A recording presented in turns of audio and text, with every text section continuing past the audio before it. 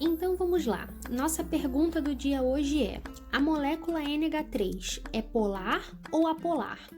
Antes de entrar no mérito dela ser polar ou apolar, nós precisamos identificar 3 elementos na molécula do NH3 para só então depois identificar a polaridade da molécula. Dessa forma, o que a gente precisa ver primeiro? Primeiro, nós precisamos identificar qual é o átomo central dessa molécula. Então, aqui nós temos 2 elementos, o nitrogênio e o hidrogênio. Qual desses dois vai ser o átomo central? Para eu determinar qual vai ser o átomo central, eu preciso primeiro saber qual é o elemento que aparece em menor quantidade e precisa fazer o maior número de ligações. O elemento que aparece em menor quantidade e faz o maior número de ligações é o nitrogênio, portanto, ele vai ser o nosso átomo central. Depois de determinado o átomo central, nós precisamos montar a fórmula de Lewis ou a fórmula eletrônica dos elétrons da camada de valência. Isso quer dizer o quê? Nós precisamos distribuir em torno dos átomos quais serão os elétrons de valência de cada um deles. Por quê? Os elétrons da camada de valência são aqueles que irão fazer ligação química.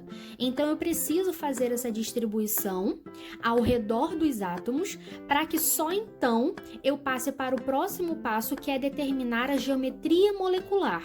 Eu consigo determinar a polaridade de uma molécula a partir do momento que eu sei a geometria molecular dessa molécula. Então, eu não posso determinar a geometria de uma molécula a partir da fórmula estrutural plana.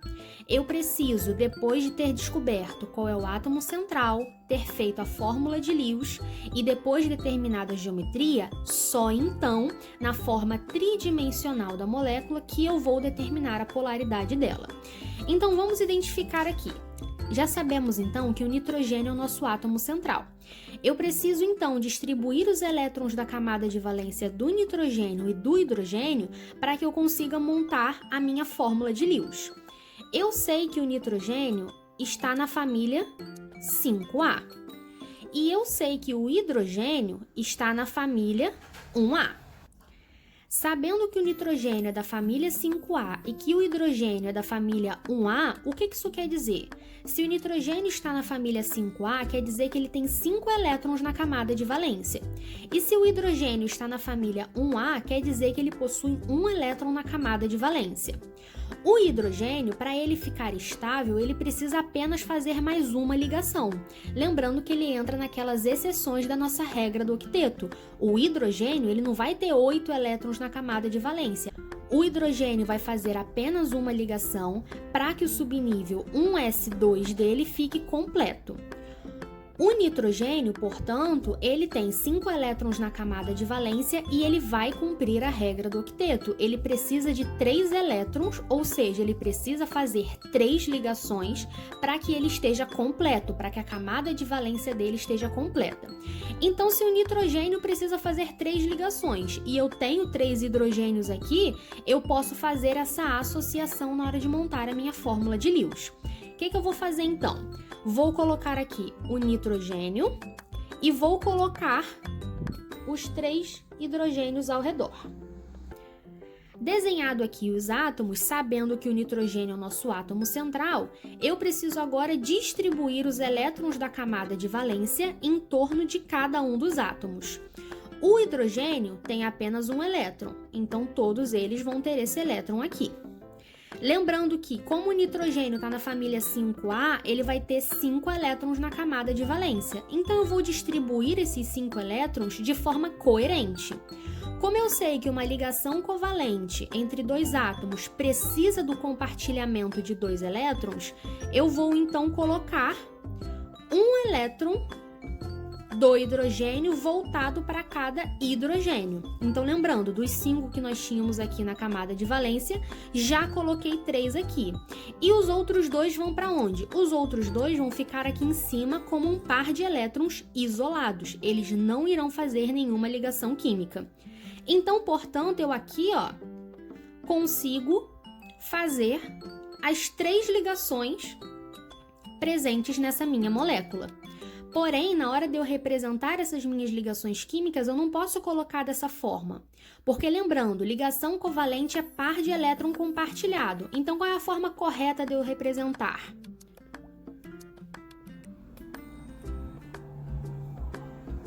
Assim. Colocando cada par de elétrons da ligação de forma equidistante, na medida do possível, dos átomos que realizam essa ligação. Feito isso, eu já sei que o nitrogênio irá fazer 3 ligações químicas e que ele possui um par de elétrons livres aqui em cima, um par de elétrons não ligantes. Eu preciso lembrar de uma sigla que é muito utilizada para poder justamente entender o que vai acontecer aqui na minha molécula. E que sigla é essa? VSEPR. O que isso significa? Ela é a repulsão dos pares eletrônicos da camada de valência. Isso quer dizer o quê? Aqui eu tenho par de elétron ligante, ou seja, par de elétron que faz ligação química, e par de elétron isolado, par de elétron que não faz ligação química. Então, o que eu faço com isso? Eu sei a partir dessa teoria que par de elétron não ligante irá repelir mais do que par de elétron ligante. Não ligante, vou botar um Lzinho ali. Então, na hora de eu comparar 2 a 2, o que eu tenho?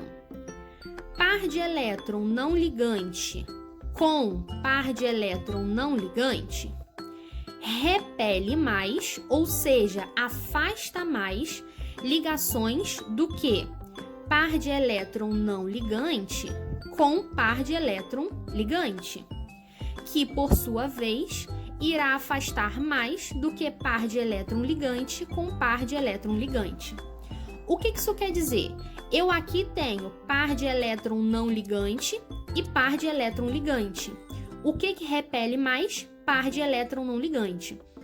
Então, esse par de elétrons aqui do nitrogênio, que está sob o nitrogênio, ele vai repelir essas 3 ligações de forma que elas não estejam mais no plano junto com ele. É como se ele estivesse empurrando essas ligações para baixo.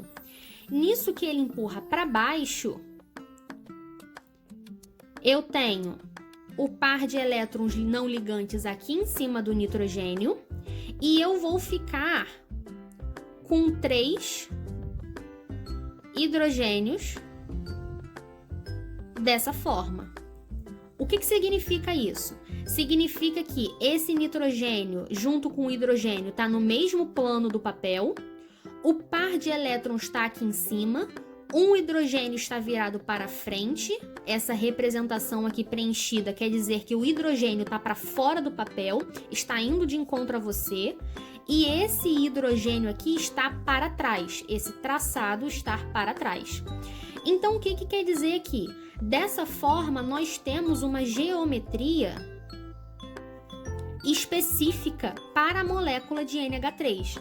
Que geometria é essa? É uma geometria piramidal de base triangular, porque esses 3 hidrogênios ficam para baixo, o par de elétrons livres repeliu essas 3 ligações, então, por isso, eu tenho uma geometria piramidal.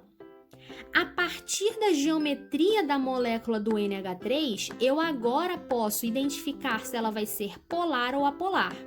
Porque a polaridade da molécula ela está diretamente relacionada com a diferença de eletronegatividade entre os átomos em uma ligação, e dessa forma eu vou ter um vetor, eu vou ter um momento vetorial que vai estar direcionado para quem é mais eletronegativo em uma ligação química.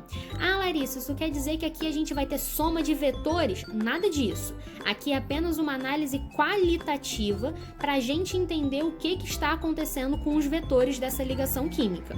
Entre o hidrogênio e o nitrogênio, o hidrogênio ele é mais eletronegativo. Então aqui eu vou ter um vetor voltado, direcionado para esse nitrogênio. A mesma coisa vai acontecer com esse daqui e a mesma coisa vai acontecer com esse daqui. Então, vocês conseguem perceber que na hora que eu for decompor esses meus vetores, né, lembrando um pouquinho lá da física, na hora que eu decompor esses meus vetores, esses dois na horizontal vão se anular, e aqui eu vou ter uma resultante desses dois virada para cima, e esse aqui de cima também vai colaborar para essa resultante vetorial na direção do nitrogênio. Então eu vou ter a seguinte forma na minha molécula de NH3. Eu vou ter uma resultante vetorial para cima, ou seja, eu vou ter um momento de polo diferente de zero, que é o que a gente chama desse mizinho aqui. Esse momento de polo é diferente de zero. Quando que seria zero? Seria zero se nessa representação vetorial os vetores se cancelassem, e nós acabamos de ver que isso não acontece. Por conta disso, eu tenho uma resultante vetorial para cima, e dessa forma eu tenho que a molécula do NH3 é uma molécula polar. Ficou claro, gente? Alguma dúvida com relação à explicação da polaridade do NH3? Reparem que uma coisa está diretamente relacionada com a outra. Primeira coisa que nós fizemos foi, a partir das famílias de cada um dos átomos, determinamos o átomo central dessa molécula. Após determinar o átomo central, nós fizemos a fórmula eletrônica ou fórmula de Lewis, ou seja, distribuímos os elétrons da camada de valência em torno dos átomos que participam dessa molécula. Depois de feito essa distribuição, nós determinamos a geometria da molécula, porque eu já disse e vou repetir, geometria da molécula, ou melhor, polaridade da molécula não se determina a partir da fórmula estrutural plana. Ela precisa ser determinada a partir da fórmula espacial, caso essa molécula venha a ter. Então, por isso que eu preciso passar pela geometria para depois identificar se essa molécula vai ser polar ou apolar. Por quê? A polaridade está diretamente relacionada com essa diferença de eletronegatividade entre os átomos, e a partir disso eu faço uma análise qualitativa dos vetores. Sabendo a análise qualitativa dos vetores, eu sei que eu vou ter uma resultante apontando para cima, na direção do nitrogênio. E por conta disso, isso tudo devido à geometria dessa molécula, por conta dessa diferença de eletronegatividade entre os átomos, essa minha resultante vetorial faz com que eu tenha um momento de polo diferente de zero e, portanto, isso a gente pode concluir que a molécula do NH3 é polar. Então, gente, caso tenha ficado alguma dúvida, coloca aqui nos comentários que eu vou responder vocês. Espero que tenha ficado claro, espero que vocês tenham entendido.